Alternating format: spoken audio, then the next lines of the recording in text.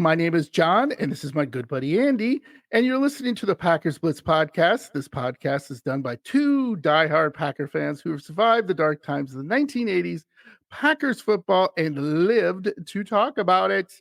This podcast is dedicated to the world's greatest fans, Packer fans. We love you. Hope everyone out there had a Merry Christmas. Happy New Year. And we're going to get right into it with Andy, unless, Andy, you want to wish everybody they had a Merry Christmas. Of course. Yeah, hopefully everybody had a Merry Christmas. I'm glad to hear that you did, and that's awesome. So yeah, I did as well.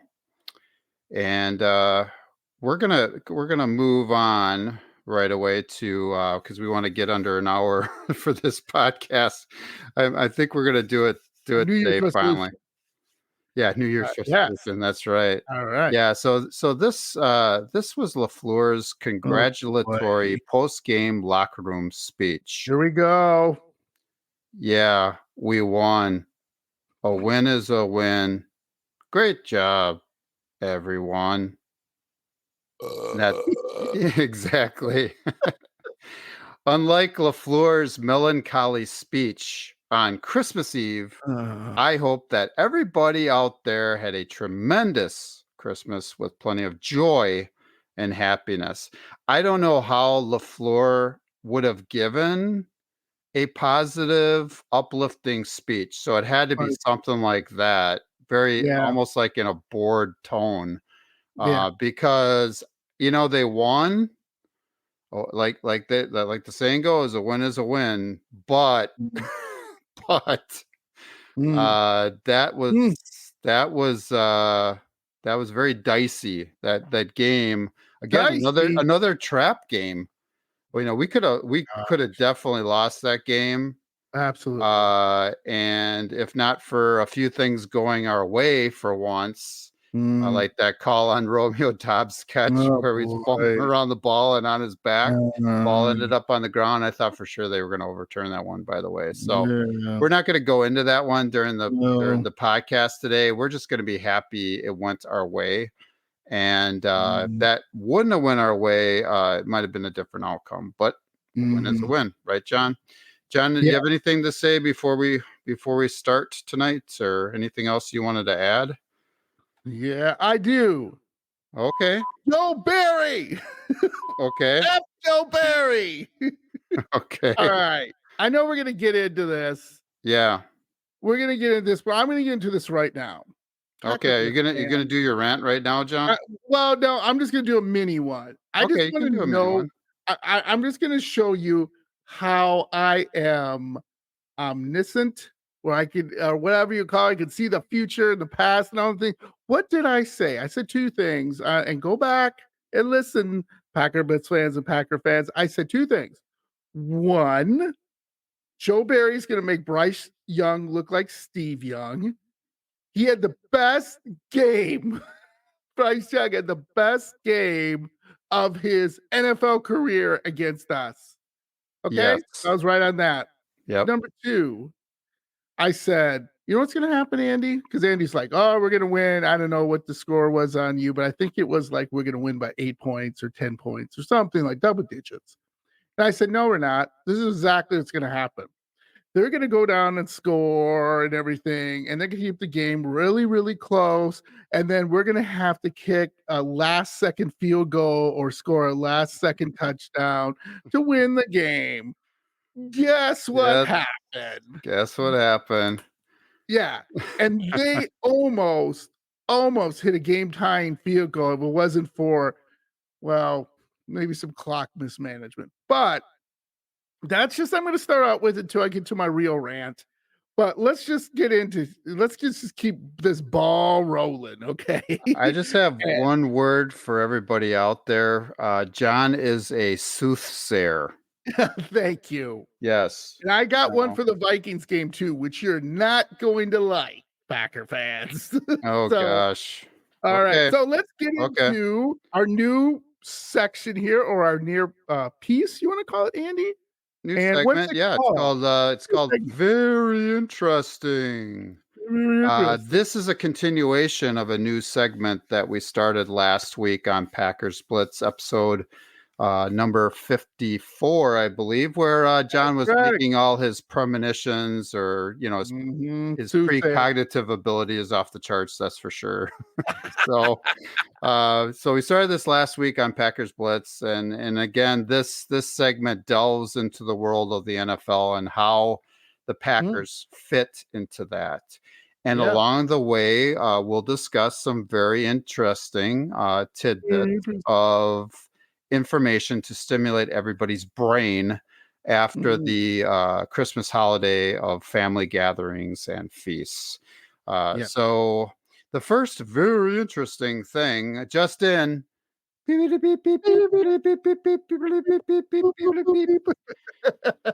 Minnesota Vikings are considering another quarterback change. So the history with this, Kirk Cousins, rookie Jaron Hall, Joshua Dobbs, Nick Mullins, and now back to rookie Jaron Hall. So, John, if I'm missing anybody, chime in, but I think that's basically the season and how it's gone. That's okay. So Hall was a 5th-round pick out of BYU.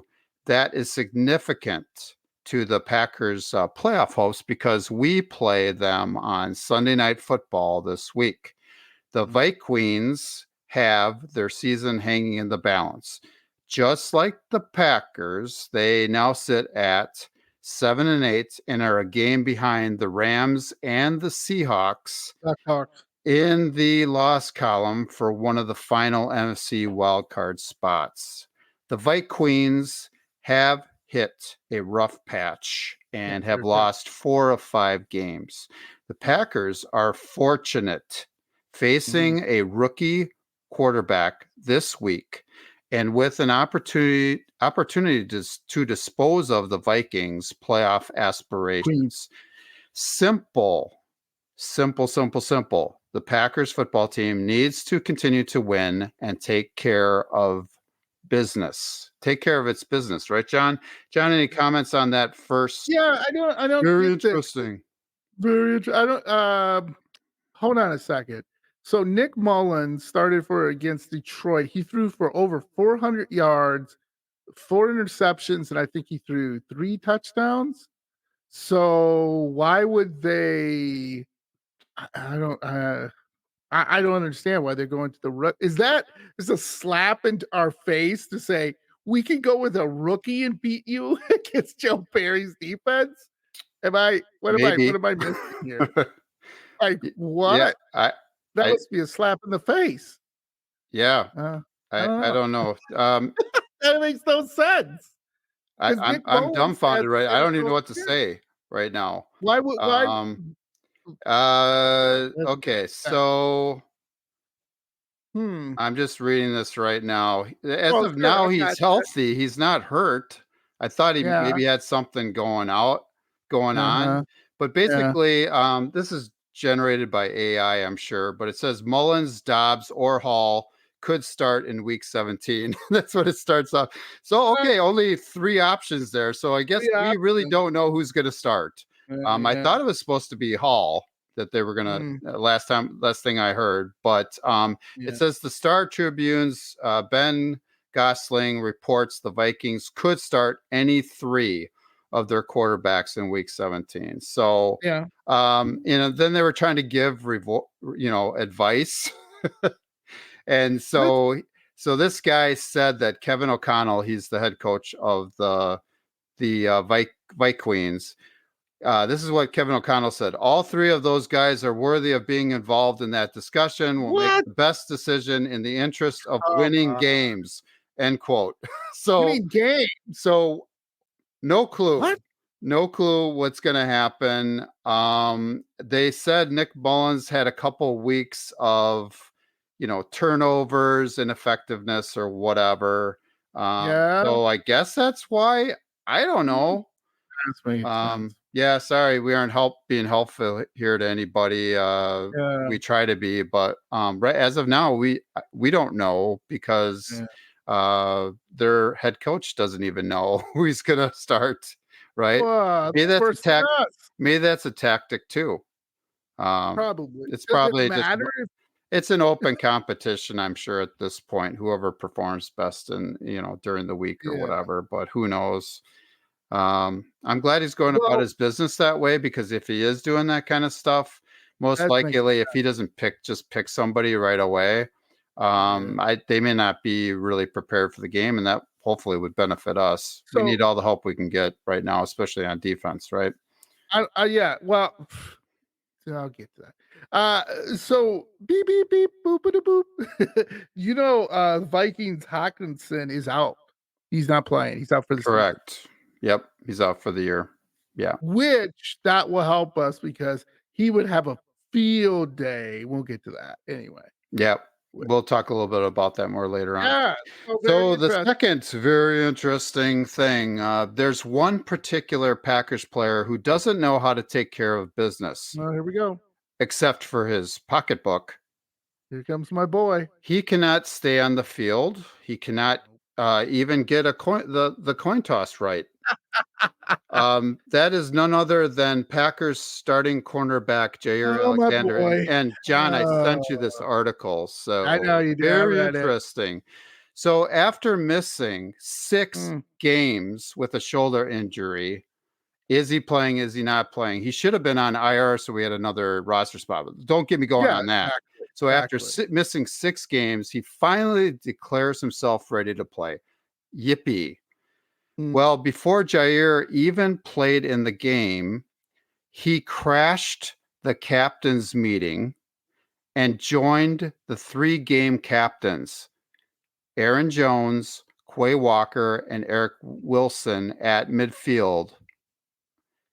Called tails. This is Jair. Called tails and won the toss. That's awesome. Yeah. If you guys were listening, and the reason I said it really slow is because there's 3 game captains. There's not 4. There's not 4. And so you've got 1 on offense, 1 on defense, and probably 1 from special teams. That means Jair was not supposed to be out there. Quay Walker was supposed to be out there, right? Yeah. And then he has the nerve to actually call the toss, and luckily he won. So, however, Jair opened up his big mouth again and said the Packers wanted to be on defense. Defense. That's what he said. Which technically speaking is not the same as choosing to defer. Luckily, referee Alex Kemp clarified. He had not clarified it. It would, if he had not done that, it would have cost the Packers a possession, and the Panthers would have received the kickoff to start both halves. According to ESPN staff writer Rob Demoski, and I think we've used him before, this is what Rob said. By rule, the winner of the coin toss can choose to receive, kick off, or defer. The choice to the second half. With Alexander saying they wanted to be on defense, it could have been interpreted as choosing to kick off. It's possible the only reason Kemp double-checked and asked if he meant to defer was that coach Matt Lafluer makes it a point in the pregame meeting with officials to inform them of their choice should they win the toss. End quote. Very interesting indeed. As a lifelong Packers fanatic, I appreciate Matt LaFleur's due diligence. However, I fail to understand why Jair Alexander's insubordination continues to be allowed. His season can be summed up in one word: bizarre. He has been healthy enough to practice, yet he doesn't play until he returns to his hometown of Charlotte. LaFleur, make a bold move and sit Alexander down on the bench for the rest of the season. Other well-coached professional teams do that. Why can't the Packers? big question mark. John, any comment on that? That really upsets me. On so many levels, because that's insubordination. That's like somebody just doing whatever they want, whenever they want, and not being held accountable for their actions. I am riled up about that. Jair just needs to find another place to work. That's where I'm at with him. I'm done with that guy. So, John, any comment on that quick? Or? No, I totally agree with you. We should bench him for the rest of the season and then discuss trade options, unless he says something to the effect of I'm holding myself accountable and you put something. I don't know if that would even work. But here's the thing I want to say that I was just watching before I got on podcast. So in the Chiefs Raiders game, by the way, the Raiders won that game because the Chiefs look like a bunch of, well, they look like us. They were making mistakes. They were looking like the Packers. I was like, what did we like inhabit their bodies? Like we're possessing them? But here's the thing that happened. So Travis Kelce, there was a 4th and 25 that they actually made the Chiefs. The punter threw the ball. And only Andy Reid, 4th and 25, would have a punter throw the ball, and actually it worked. Okay, that would never work for the Packers. But anyway, Travis Kelce is seen on the sidelines where he just whips his helmet down and just, loses it. And so one of the trainers grabs his helmet and tries to find Travis Kelce to give it back. And Andy Reid comes around and sees this and goes to the trainer, no, do not give him his helmet back. You can see him telling the trainer, do not give Travis Kelce his helmet back. Okay, think about that, Andy. This is Travis Kelce. Yes. Okay, he is the integral part of that offense, one of the greatest tight ends to ever play this game. And Andy Reid goes, I'm not going to take it. You're going to sit your butt down and you're going to think about what you did. And you're not getting your helmet back until I say. Now, think about a great Super Bowl winning coach, Matt Lafluer. Matt Lafluer should have stepped in and been like, sit down. You're not playing, or sit him down for the first quarter. Say, you're not playing first quarter. End of story. You don't like it, tough. See, that's the difference. That's one thing I'm seeing in the NFL season. What a great coach does and what a good coach does and what a not so good coach does. I mean, it's obvious. And I think Andy Reid, again, is always one of my favorite coaches, even though he's one cheeseburger away from a heart attack. Andy, eat a salad once in a while. Too many nuggies. But anyway, I just found that very interesting that Andy Reid said, no, you're not going out there. If you want to act like a child, I'll treat you like a child. So let's think that's a big difference right now. So let's go to 3, huh? Great point, John. Great point. Yeah, John alluded to this before, but very interesting. The latest rookie quarterback that the Packers faced had his best game so far. Yes, Packer fans, football fans, that would be rookie Bryce Young. Bryce Young. Or Steve, was it Steve Young or Bryce Young? Bryce Young? Okay. We didn't know, right? Look like it's hard Steve to tell. Young out there. In the 33-30 Panthers loss to the Packers, Young had a career best 110.6 passer rating. Jeez. Going 23 for 36, 312 yards, and 2 TD passes. According to Ian Kavanja, I believe that's pronounced, of A to Z Sports, this is what Ian has to say. Still, breakout performance or not, it has to be placed in context. Everyone eats off the Packers. It was merely Young's turn. Don't put the cart before the horse when it comes to the number 1 overall picks development. End quote.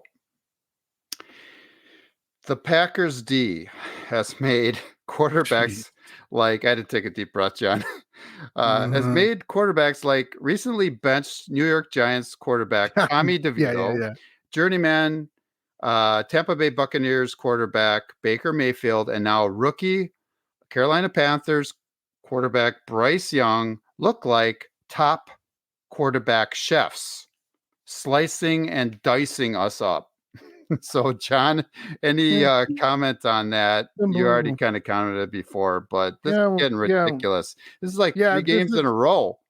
Yeah, this is something that, again, if you want to go out there on YouTube, on Twitter, on any social media sites, that's what everyone's talking about. Everyone is showing our zone defense. Everyone is showing our when we have blitzed, we can't get home, that we're not being creative, that we are calling the wrong plays at the wrong times. We are not being physical. Jair Alexander, and just everything. Just there's no one person said it. One person defensive player said it. I believe Bart Scott. You know, Bart Scott is he used to have play for the Jets. And I think he played for the Dolphins. He was a good linebacker, but he had a real mouth on him. He could run it. He could run his mouth quite a bit, similar to Jair Alexander. And he was like, I couldn't play on this defense. I would just be over at the sideline, just chewing everybody out. Like he goes, I would just be yelling and screaming at people. But he says, I don't even see that. I see everyone just standing around and looking around and just kind of going, okay, what next? And they're playing. He goes, they look like they have fear in their eyes. He goes, if you're a defensive player and you have fear in your eyes, it's time to hang it up. He says, time to retire, because there's just no reason to play anymore, because you're just not going to be able to make a play. And he didn't say too, he's noticed, he says Quay Walker has to be injured because he said he's not playing like he used to play. He said there are other guys he sees are injured. He goes, Jair Alexander can't tackle to save his life anymore. So he goes, I don't know what's going on with that. We just talked about that. But it was interesting just to hear people just go like, what is he doing? Like literally people go, what is he doing out there? And that's hard to believe when people are calling plays and you're like, what? Really? Okay. So anyway, on to the next one. Yeah, finally, very interesting. The Packers' first-year quarterback, Jordan Love, has now thrown more touchdowns in his first 15 games, 27 of them, 27, than both Packers greats Aaron Rodgers had 25, and Brett Favre had 20.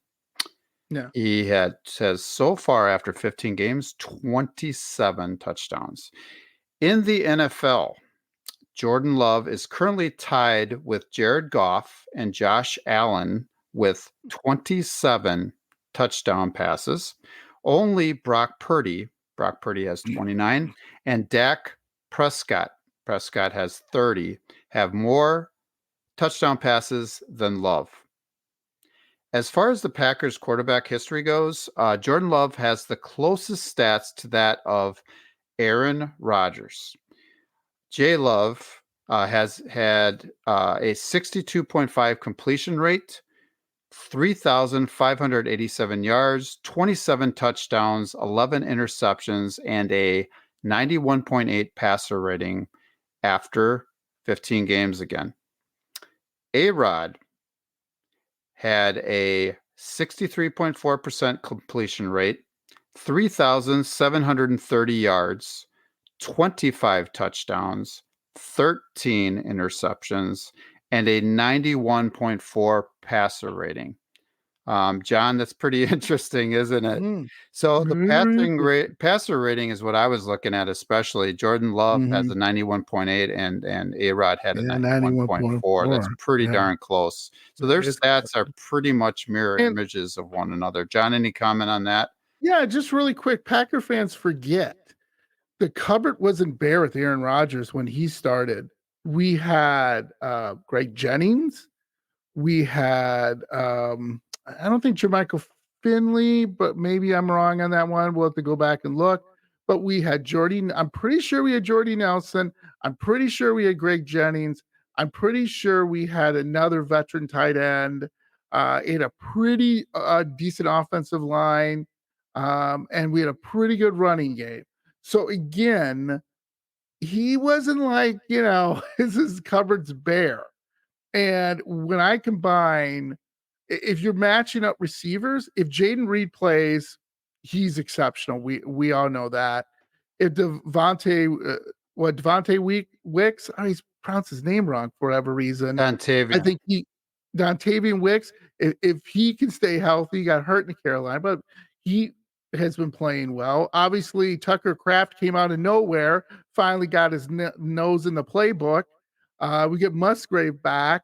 Romeo Dobbs is still an enigma to me. I'm like, he shows up and he doesn't show up. And Christian Watson, God forbid, if he can make it through a whole season without getting hurt, these numbers I feel would far exceed Aaron Rodgers' rookie numbers with a young, very young receiving core, just like he had. So when you go back, you look at some of those matching up, you go, huh. So the cupboard wasn't bare for Aaron Rodgers.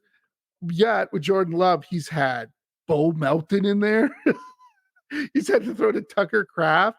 He's had to add, like, who's that guy? Sometimes, so for what he's done so far, I'm starting to feel impressed by him, and I'm starting to feel a little bit better. So we'll see.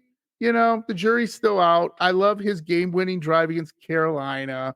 It's Carolina, but he still, he went out and got us in field goal range and got us in there. So we'll see. We'll see. Yeah, when can we say, John, when Jordan Love had all of his weapons? Maybe at the beginning of the year in the Chicago game. Yeah, but they have not been constant. They've been in and out of the lineup. He hasn't had all of his guys, so it's commendable. He's been without a lot of his guys. Yeah, Aaron Jones. Oh, I forgot Aaron Jones. Yeah, Aaron Jones is. Yeah, but we were just talking about the wide receivers and the tight ends, right? Yeah, and that was the game that Aaron Jones went off. If you guys can remember, go back and listen to our episode about that. That's where Aaron Jones went off. He went off in this game too against the Panthers. Yep. And that's where Tucker Kraft was running around I don't know what the hell he was doing. And Luke Musgrave was kind of the same thing. Jaden Reed, I think he did okay. Romeo Dobbs, I don't know what he's doing. I don't think Christian Watson played. And if he did nothing. So, yeah, I mean, it's not like everybody was, woo, here we go, baby. We're going to light you up. It was like, huh? Yeah. Anyway, very interesting, Andy. Love it. Yeah, and we were still able to score 38 points in that game. 38 points. Yeah. Right. Yeah. And in this game, 33 points, and he didn't have his top three. No, he didn't have Jaden Reed or four wide receivers in the game. So, and you can put Dobbs in there, I guess, somewhere. But God, that guy is weird. He's got 8 touchdowns for the season, and you're like, he does? Yeah.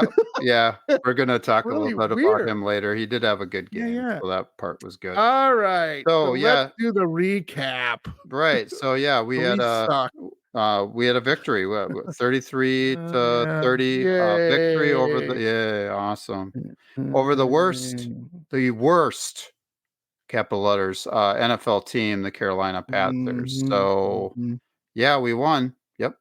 So here's the overall game summary. I'm just going to go through that quickly. I'm not going to go into great detail. So the Green Bay Packers gift to their fans was a heart-stopping 33 to 30 win.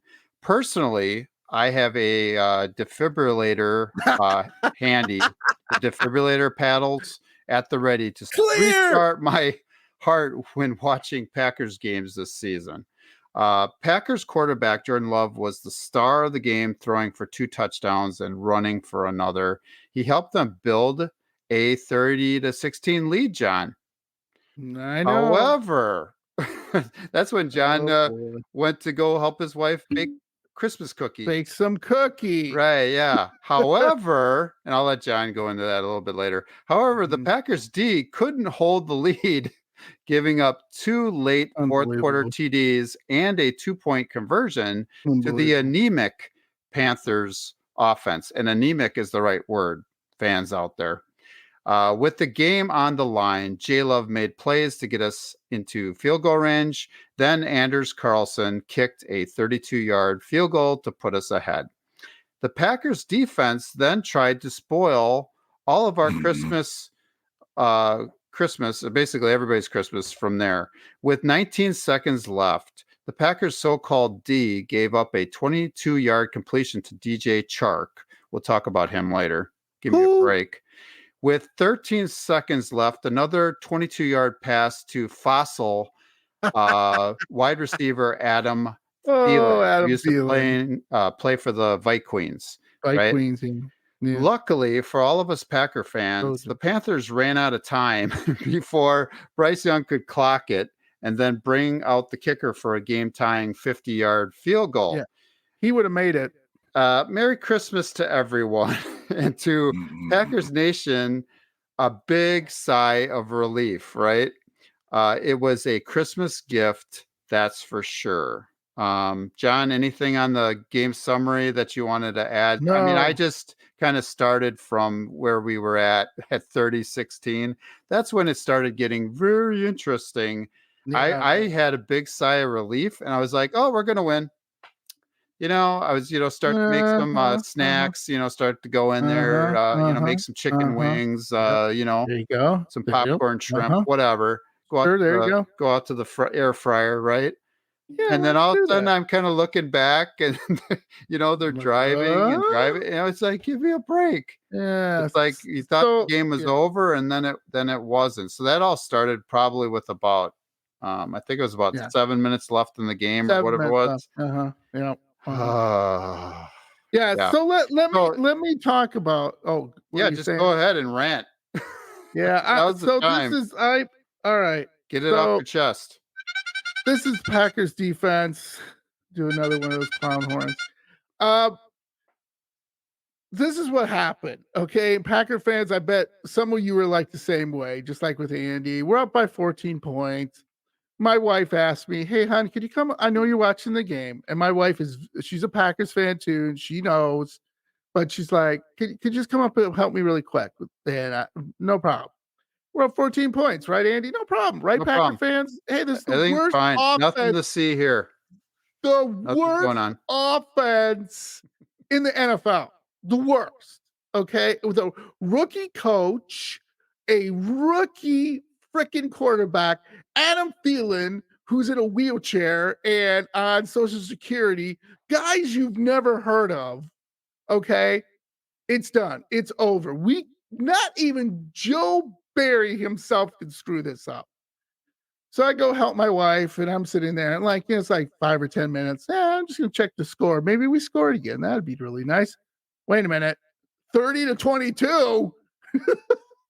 And then my wife goes, "Oh, honey, why don't you just go down and watch it?" So I sprint downstairs and everything, and I rewind it to see, I have YouTube TV. If you don't have it, you should get it. It's pretty cool for watching football games because you can rewind and pause and all that shit. Anyway, so I rewound it to see what happened. And I was like, what is going on? This is horrible. They're throwing to some guys I don't even know. Joe Barry is in some defenses that I can't figure out. He is generating pressure, but he's not being like other coaches I have watched. Even I watched the Monday night game against Baltimore and San Francisco, and their defensive coordinator made Brock Purdy look like Joe Purdy or some dude off the bench. 4 interceptions, was totally on him all night long. San Francisco was not a slouch. He was creative. He was different. Joe Barry's the complete freaking opposite. Then before I know it, I'm fast forwarding, and now it's a tie game, 30-30. And I'm like, whoa. Hold on. What is going on? So then obviously we win the game and everything. I just could not believe it. Okay. So after the game, I get on a social media and I get on our little site. Andy and I have a little site on Facebook if you'd like to visit us, packersblitz.com. And I just start talking. And before you know it, there's just wall, a wave, I should say, of Packer fans. Why aren't we firing Joe Barry? This is ridiculous. Is Bryce Young look like Steve Young? Everybody's losing their minds. I'm losing my minds. We're all going back and forth and everything. And this is what I can only think of, Andy, because he said something galactically stupid, Matt Lafluer said in his press conference. And I say galactically stupid. I don't have the quote in front of me, but you can look it up. But the basics is this. He said, well, the offense could have done better to help the defense. And we should have got more first downs to give defense a little more rest. And it's not always, and he said, it's not the defense's fault that we were in this situation. We should have scored more points. Basically, look it up.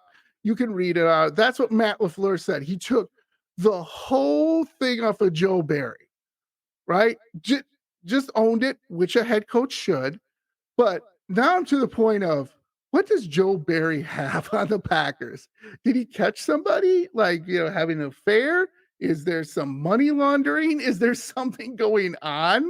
Because there is no logical explanation here of why Joe Barry should be our defensive coordinator. He's the worst against the rush, if not the worst. His passing has gone to the toilet. He can't sack anybody, even though when he does sack people, they still have a great game. Listen to our episode with, what's his face? It's so angry right now. I can't even think straight with the journeyman quarterback, where we sacked him 5 times, and he still wound up having a great game. And I always forget his name. And then Danny DeVito, he just goes down the field on us. And what part of Baker Mayfield, there we go. What part of do you go, okay, this is not working? And then also, like I said originally, like Bart Scott and some other NFL players have said too, they would be on each other's cases and they would be just each other's faces and just screaming and yelling and just holding guys accountable. And it'd be very, very awkward to be sitting on those sidelines with players doing that. And like I said 2 weeks ago, where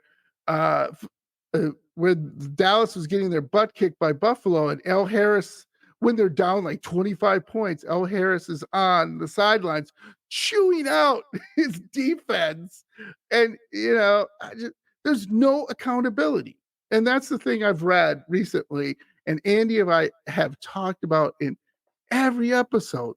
There's no accountability. There's no one saying, okay, Joe Barry, this is not working. Please tell me why it's not working. And Joe Barry should have, injuries. Well, everybody has injuries. Well, people are out of position. Well, you're the coach. You should get them a position. Well, I called the wrong scheme, play, whatever. Okay, again, that's your job. You're not doing your job. And just to make clear here, I have fired people, a lot of people, and I've been fired. It is not fun. It sucks. It's awkward. But when I've let people go, it has been for a reason, a definitive reason. They're just not getting it, and I've given them chances, and it's just not working. So, again, I don't understand if it comes down to consistency. Maybe Lafleur is going, hey, we need a consistency. We need to, get together here and stay focused and not try to, break up the ship or whatever you want, a stupid analogy or cliche you want to say. But why don't you just say to Joe Barry, look, here's the deal. Things are not working. We know that. We're just going to move on. No hard feelings. We wish you the best. Joe Barry will be fine. Okay. I think there's 2 things. 1, Joe Barry has dirt on people. He must. And 2, there's no one behind him. There's no young coordinator. Remember, the Packers used to have that. we used to have coordinators like Andy Reid and Nolan Cromwell and all these other guys who would be like Nathaniel Hackett, even though he hasn't done so well, who NFL teams were like, yeah, we would really like to get them. There's no NFL team out there who has said, hey, I want this guy or that guy from the Packers. Not anymore. So that's the other thing. They don't have anybody. So they're not going to admit we don't have anybody. And, so they're screwed. LaFleur's digging his grave. And I don't know if he'll be back here next year because he's not helping himself. He is really, really making issues. And just one more thing with my rant. So Devontae Wyatt, he was not having a good game. He screwed up a couple times. And one time in the first quarter, you see Matt Lafluer just chewing him out. And, he threw his headset and everything. He's just losing his mind with Devontae Wyatt. And then eventually they hug it out or whatever. Doesn't matter. But I'm like, why is Lafleur doing that? Yes, he's the head coach. He should. No, the players should be doing that. The players should be dragging him aside and saying, hey, man, get your head out of your ass. Let's get this done. What are you doing? And I don't see that. I see the players are just like, yeah, oh, well, we'll miss the playoffs. That's okay. There's just no fire. There's nothing there. And I hope I'm wrong. I really do. I hope there are players out there saying, okay, we need to change this and make this better, hold each other accountable. But again, why Joe Barry's still there, I have no idea. So that's it. That's my rant. I feel better. Yeah, I've got something to add to that, John. Yeah, so basically, our defense gave up 30 points to the Carolina Panthers. And the Carolina Panthers, as everybody knows, we just told you, they have a rookie quarterback, Bryce Young, not Steve Young. They have basically a backup running back is the running back, Chuba Hubbard. Yeah. Their best wide receiver is Adam Thielen. He is 33 years old. He is a dinosaur. Yeah, he's a dinosaur and about to be out of the league. And he'll be your best wide receiver, and you give up 30 points. You have to hold somebody accountable. Joe Barry is that person, and the buck stops basically with him. Right. And it's a fireable offense. It is. Give up 30 points to the Carolina frickin' Panthers.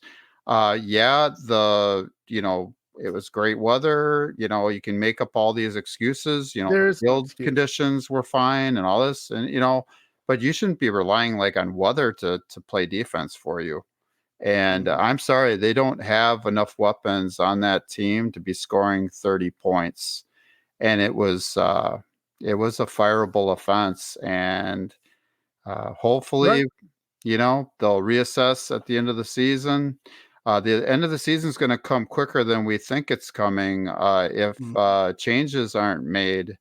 And I'm just hoping we can get through the next two games, make the playoffs at least. But but in the end, we still have Joe Barry as our defensive coordinator. So how far are we going to get? So who knows? Exactly. Yeah. So we're going to switch gears here. Yeah. And we are going to talk about the Packers that are on the nice list. Yay. Kind of a Christmas theme here. So the first player on the nice list for the Packers was Jordan Love. He was 17 of 28 passing, 218 yards, 2 touchdowns, 0 interceptions. He also added a touchdown run as well to give him 30 total touchdowns on the season.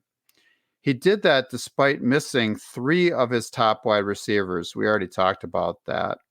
There is no Cole in J Love's stocking. Yay. He surpassed Aaron Rodgers' win total from his first season as Packers starting quarterback in 2008. I think Rodgers only won 6 games that year. Correct. They were 6 and 10.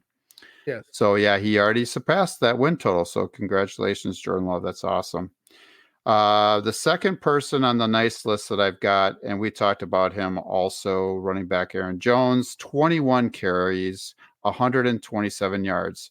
If you're averaging that out, that's over 6 yards a carry. That's pretty darn good in the National Football League. I don't care who you are. He was the first Packers 100-yard rusher of the season. I don't think that's not a good thing, actually. It's a good thing that he went over 100 yards, but that was supposed to be a strength, wasn't it? He was the first to do it, though. And we're in week 16, right? Now we're in week 17, and he's the first one to do it, right? Unbelievable. Yeah. Against a porous Panthers run defense, Jones showed the speed and elusiveness that make him special. So very, very nice job. Awesome job, Aaron. The third person I wanted to recognize that's on the nice list is wide receiver Romeo Doubs. John alluded to that earlier. He had 4 receptions, 79 yards, and a touchdown. This game, he played well and was present. He now leads the team with 8 touchdowns. John said that too. So congratulations, Romeo. Great job. And then very interesting. I was going to put that in the very interesting, section, but I want to recognize left tackle Rasheed Walker. John, I read an article, and according to ESPN, he is second in the entire NFL among left tackles in pass block win rate at 95%. And that's he's right about where Hall of Famer Trent Williams from the San Francisco 49ers is. So he's second in the league. This season, Walker has a 74.8 pass blocking grade and a 62.7 run blocking grade. Since he splits snaps with Yosh Nijman, I don't know why, but I guess he still does. Nijman has a much worse 64.9 pass blocking grade and a slightly better run blocking grade of 63.6. Rasheed Walker is part of the reason J-Love has been keeping upright and has time to throw. The line only gave up 1 sack on Sunday. John, I don't even remember what that sack was. I do. And maybe it was one that J-Love created himself. Yes, he does. Okay. It was a corner. It was a middle linebacker blitzing. Okay. And he should have saw it, but for whatever reason, J-Love just backed up and the guy just plowed him down. And I'm like, what is he doing? It was pretty obvious this guy was blitzing. Okay. I think was it Aaron Jones going out on a pass or something? And then Aaron Jones, yes, he was. Aaron Jones kind of clipped him, whatever you want to say. Okay. Yeah, kind of whatever. Okay. Didn't do any good. Okay, I think I remember that play now. Yep. Yeah. So basically, he didn't have the proper protection that he needed. No. Somebody didn't move over to pick up the blitzer, but along the same lines, then J-Love has to get rid of the ball. Throw it to the spot where that person is vacating, if there's anybody in the route, and get the ball out of your hands, right? So the last person I wanted to recognize on the nice list was outside linebacker Preston Smith. He had 1.5 sacks. We only had 2 sacks on the day, and he had 1.5 himself. The Panthers were one of the worst pass blocking teams in football. Yes. I guess not. Not on that Sunday. And again, the Packers only got 2 sacks, and again, Preston had 1.5. So that's pretty awesome. So I wanted to recognize the old guy. I think he's 31 now, 32, 31. Yeah. And he was one of the guys that was in the debate, to trade and get some draft value for. But he's had a really nice season. So you got to give the old guy credit. Very consistent player. So for me, the Packers Blitz players of the game, I'm not sure where John is on this. I've got Aaron Jones for sure and Romeo Doubs. And I scolded both of them in previous podcasts. But they played great on Sunday, so I just wanted to recognize them. John, who do you have for your Packers Blitz? So I have Aaron Jones and I have Tucker Kraft. Okay. again. Yep, and they Just because mentioned Tucker, and sorry to cut you off, but they did mention Tucker in some of the articles that I read. It just we've been recognizing him pretty much every single week, and I wanted to give some kudos I, to some of I the other guys, but I oh, could have mentioned him. yeah, and I think Romeo is definitely worthy of that and everything. But again, he's such an enigma. He just is puzzling, by the way, people. Right. Like the Like Riddler. you don't know what you're gonna get from him. Nope. He's again, like I said, Antonio Freeman keeps coming to mind. He'll make a great catch, and then you throw it right to him, and he'll drop it, and you're like, "What? How did who?" But Yeah, Tucker Craft just seems like he stuck his nose in the after I told him. Yeah, like I told him he'd right. squash me.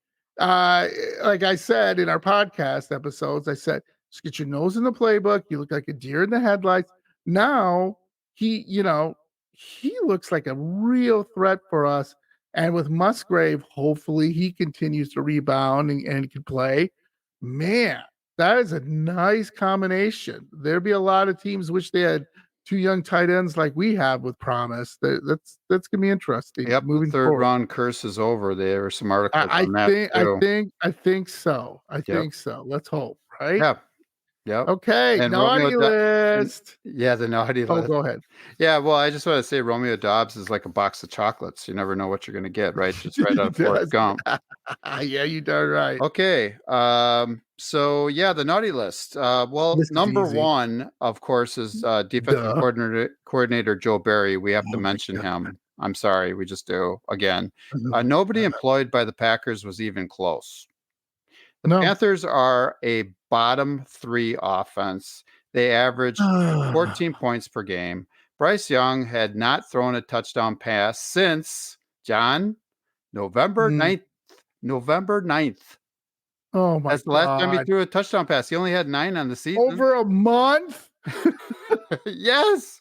Yes, like a month and a half. A None of month that and a half. none of that seemed to matter at all. The Panthers racked up 394 yards. They scored 30 points for the first time all season. In fact, the 63 points scored in this game was the most by the Packers and an opponent in 2023, by the way. And it was against the Carolina Panthers. That's what makes it sadder, doesn't it? It's like not like we were playing the Chiefs and we scored that many points, right? Yeah. Combined. Right. Somebody should have picked the over on that game. That's for sure. They would have made a lot of moolah. Folks, again, it's the Carolina Panthers with 2 wins on the season. 2. Joe Barry gets coal in his stocking, a dump truck full of it. So, yes. So the second person on the naughty list again is cornerback Jair Alexander, this time for something different. Not only for the coin toss fiasco, but also for that 2-point conversion run play to a third string running back, Raheem Blackshear, to tie the game 30-30 at the end of the game, in which Jair did not take on the block of a much smaller wide receiver and was knocked back into the end zone. Embarrassing. Exactly. Mic drop. Embarrassing. If Jair had avoided the block and made that crucial tackle, we don't need to score, probably. We probably win the game anyway. It was a wussy attempt at a tackle. It was embarrassing for a guy who is the highest paid cornerback in the NFL and a veteran who is supposed to be a leader on the team. Just Google it. Jair comes up right away. Highest paid cornerback.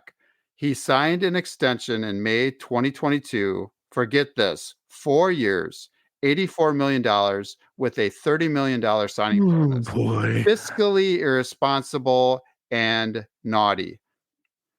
So yeah, he ain't worth it. He is not playing like he's worth that. No way. So third person on the naughty list, John, unless you have something else to say on Jair. You said it all. Before so third person would be former first round pick cornerback Eric Stokes. Again, he's naughty.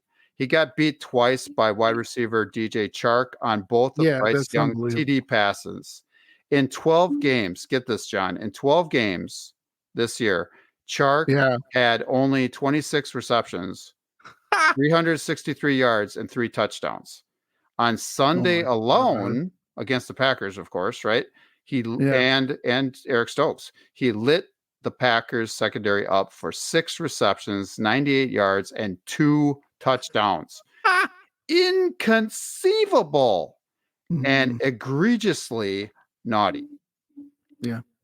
Fourth person on the naughty list is former first-round pick interior defensive lineman Devontae Wyatt. John alluded to this. He had 3 penalties to go with his 3 assisted tackles.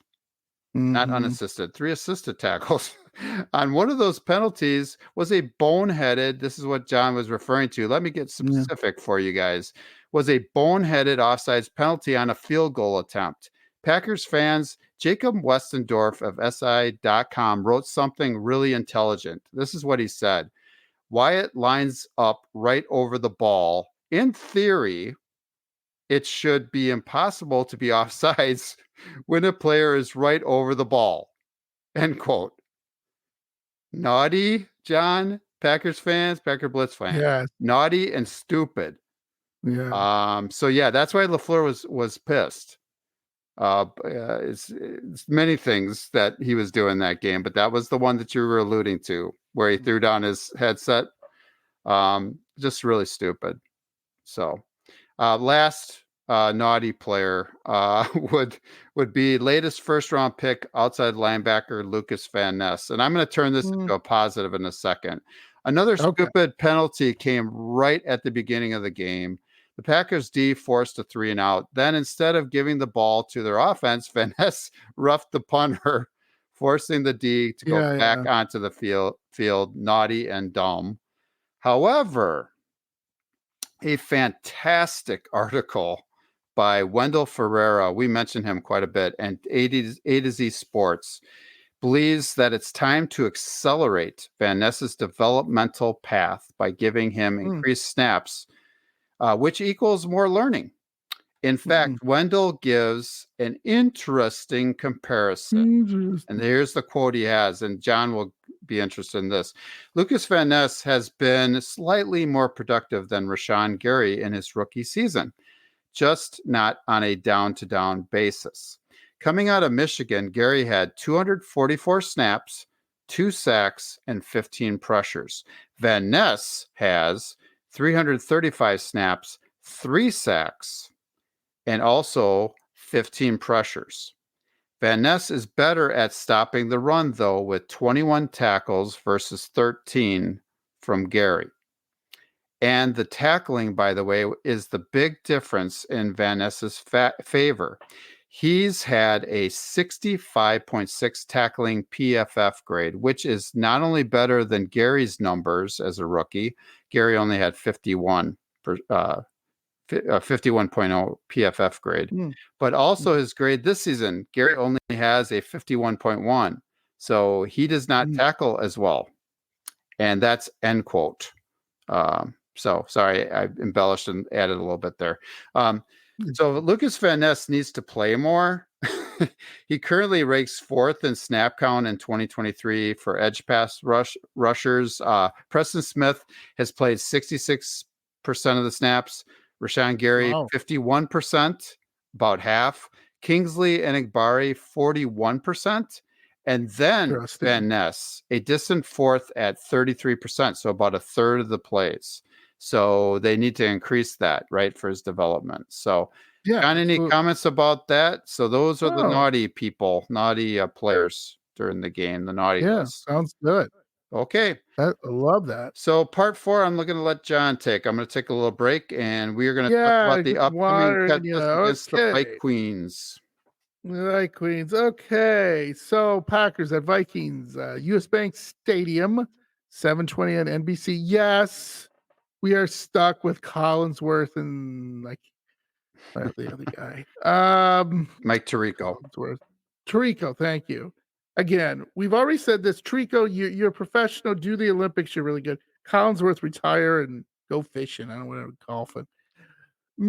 Finally, this is good news. Minnesota, 2 points. Yep. Okay. Favor to win. Okay. Yep. That's a spread. Thank you. Over under 46.5. I agree with that. All right. So the Vikings, the team I love to hate, a lot of losers, Yeah, a losers. few in a row. Bengals and Lions. By the way, the Lions won the NFC North title for the first time in 30 years. 30 Good for long them. years. Good for them. Good for Lions fans. Just don't let it go to your head now.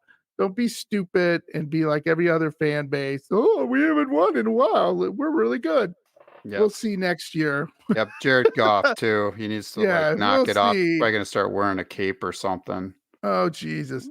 Tied with the Vikings are tied with the Packers at 7-8, and in the playoff hunt, the Vikings currently have the 8th seed, are ahead of the Pack. I don't know why, whatever.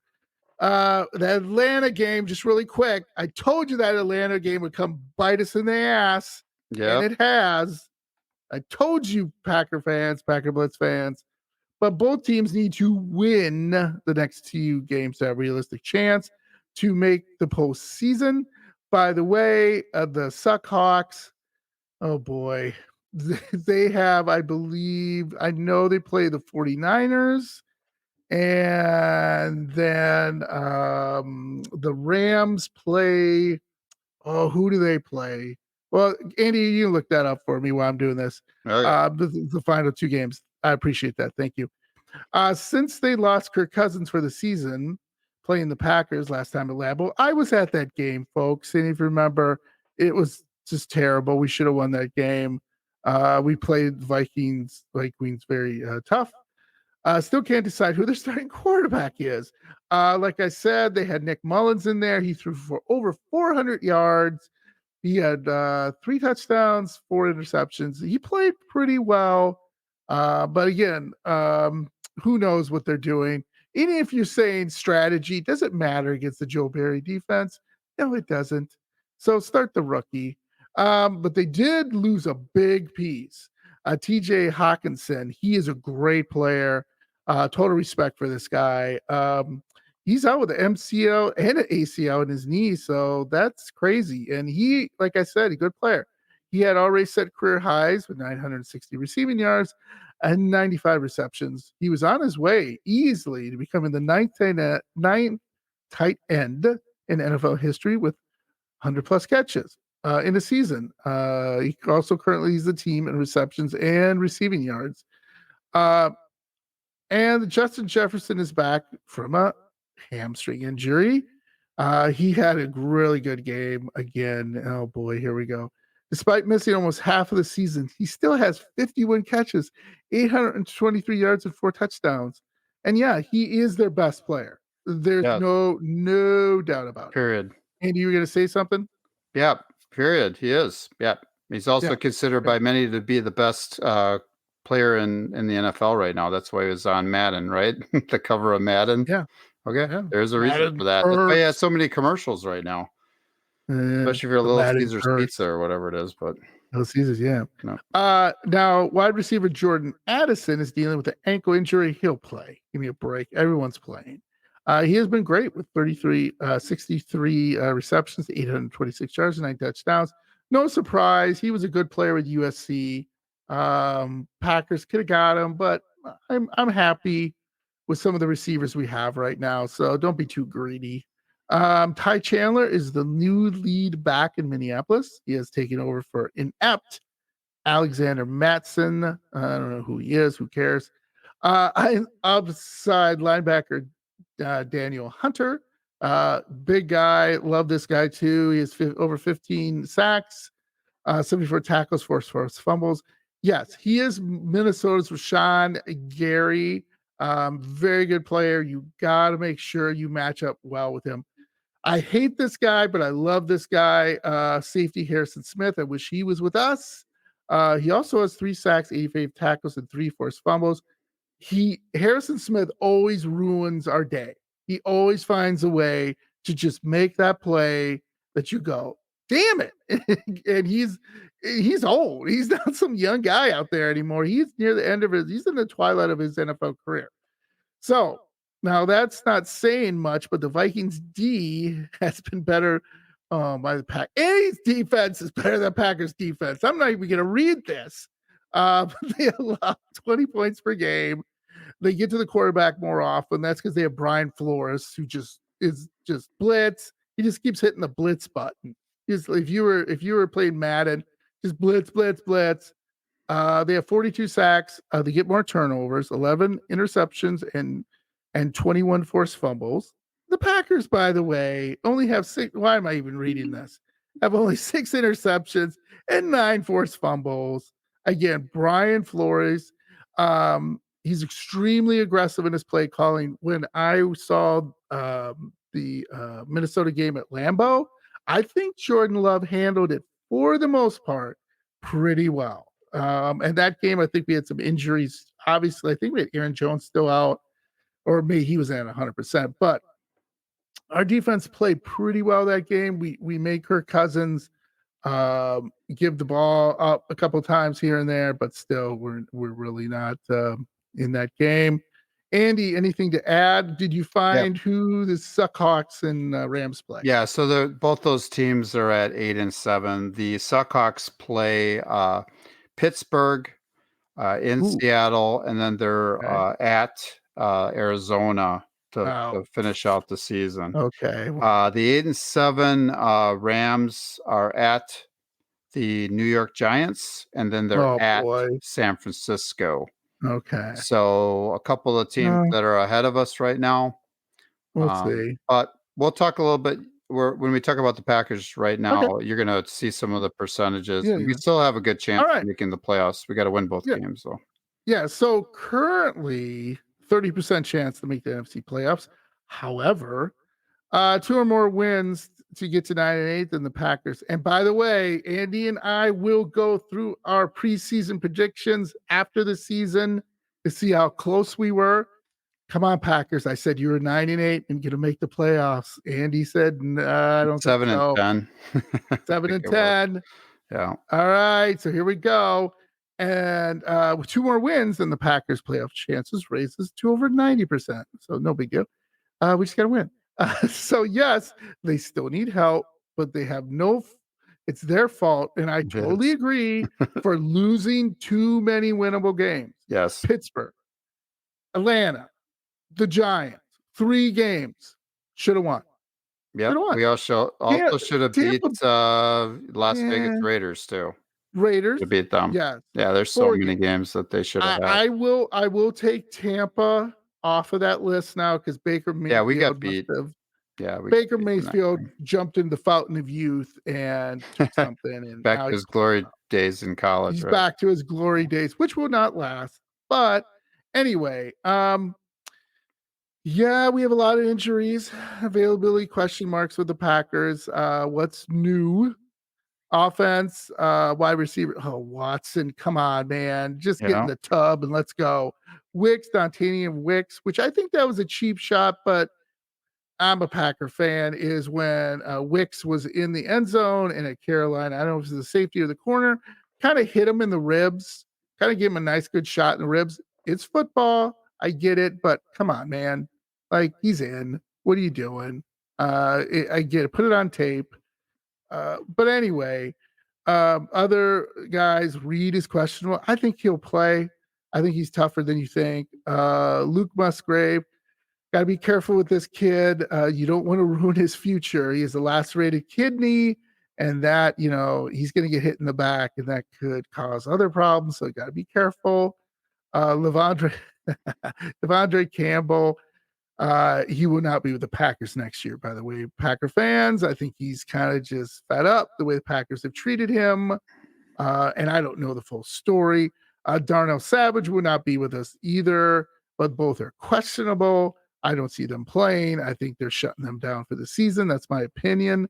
But we need to protect J Love, who will be under constant pressure from the Vikings, high pressure and blitz happy defense.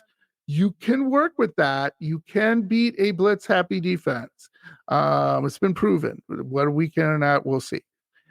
Be able to run the ball with Aaron Jones. Yes, Aaron Jones has to have one of his signature kick the ass Vikings game If you remember, I believe it was 3 years ago now.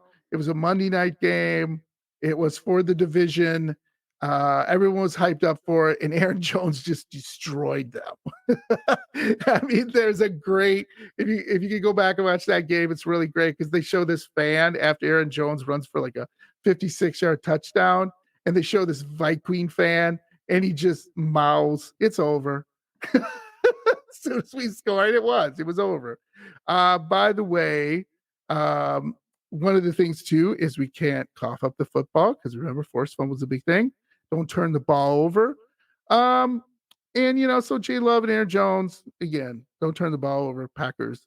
Wow. Okay, we'll win this game. Mm-hmm. Then the Packers D needs, oh boy, to get after the quarterback, which we don't know who it is. However, I'm very concerned about that because if it's the rookie, they're just going to tell him, don't see it, run. And guess what the Packers suck at? Setting the edge and letting like Danny DeVito just run for over 30 yards. Go back and watch it if you want to see pain. Anyway, they need to pressure, obviously, the quarterback and do it consistently on it. Yes. The Vikings are ranked third in the NFL with passing yards per game. That's because they just pass. They just launch it all the time. The Vikings, though, do have one of the worst rushing offenses in the NFL at 93 yards per game. Oh, my God. If Joe Barry and his defense cannot stop the Viking run game, there is no hope. I agree. They also need to win the turnover battle. Yes, we got to get turnovers because that's when the Packers defense flourishes. We've seen that happen many times that we've gotten into games. We win the turnover battle. We will win. So Andy's final score is Andy. What is the final score? Yeah, Packers are going to win this game 27-24 over the Vikings. So that's what I've got. And for a lot of the reasons, like I just said, as long as we don't turn the ball over, we win the turnover battle. And that's pretty much with any game, by the way. But in this case, considering there's such a difference, such a big gap between the Vikings creating turnovers and us, I mean, they have 32 total turnovers that I can see here, and we've got 15. So they got more than double what we've got. If we're able to win that or at least stay even with them on the turnover battle, I think we win this game. Now, if we turn the ball over and they create turnovers, we're probably going to lose. So that's what it comes down to. It really does. Yeah. So this is what I'm going to say. Soothsayer. This is either one or two things going to happen. If we win the game, we're going to get a break, a big break. Something like Romeo Doubs got in the Carolina game. Like there's a pass, there's a fumble, there's something, and the refs screw it up, and we get the break. Okay. I'm saying the same thing for the Vikings. If the Vikings, I don't know, let's say there's a call, let's say there's a fumble, whatever, right? That's how this game is going to be decided. Whoever gets the break. And the reason I'm not saying a score is because it's going to flip flop. So if the Packers get the break, it's 27-24. If the Vikings get the break, it's 27-24. See what I'm saying? So that's what I see in this game. I haven't decided there's a winner. Maybe I'll put something out there. But that's what I see, Andy. I see there's like fourth quarter.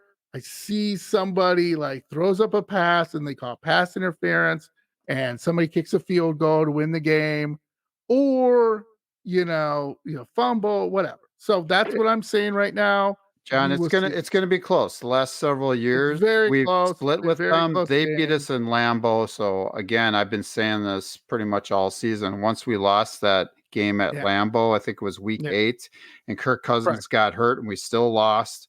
I really think that we're going to win this game and basically break even. That's usually how it works with the Vikings. Usually, they don't take both games from us.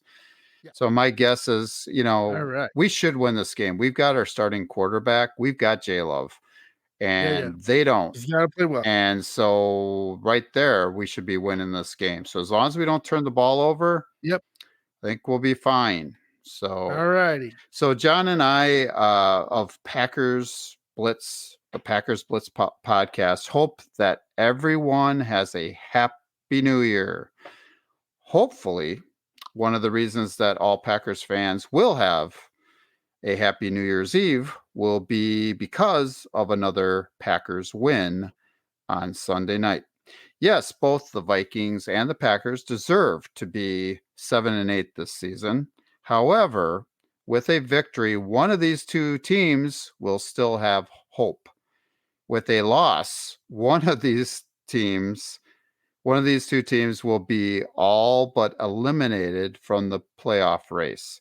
John, Packers fans out there, this Sunday's Week 17 matchup with the Vikings is basically a single elimination game. Here on this Packers Blitz podcast, John and I are both staying hopeful and positive that the Packers will be victorious.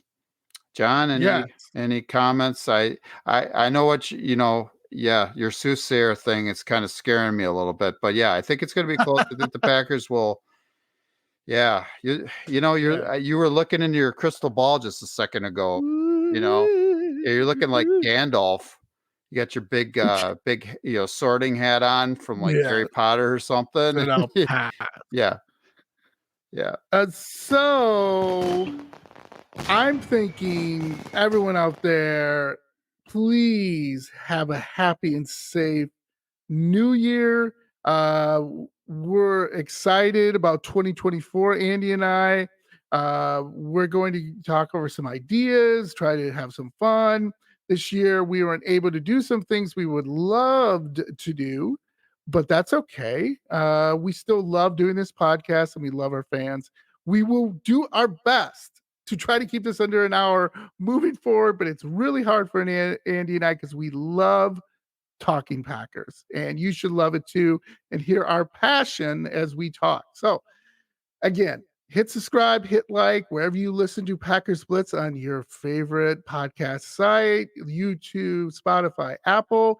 Please send Andy. I did do an Ask Andy because no one sent in any questions.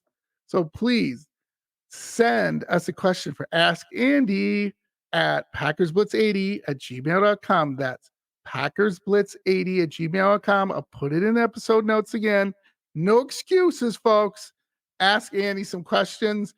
And again, we love you guys, and we look forward to hopefully on Monday having a victory podcast and talk about, our next opponent, which will be the Bears. Again, love you guys. Have a great new year. Andy, anything else before we wrap up? Yeah, just to everybody out there, and to John, Happy New Year, and go Pack Go. Go Pack Go. Love you, buddy. Talk later.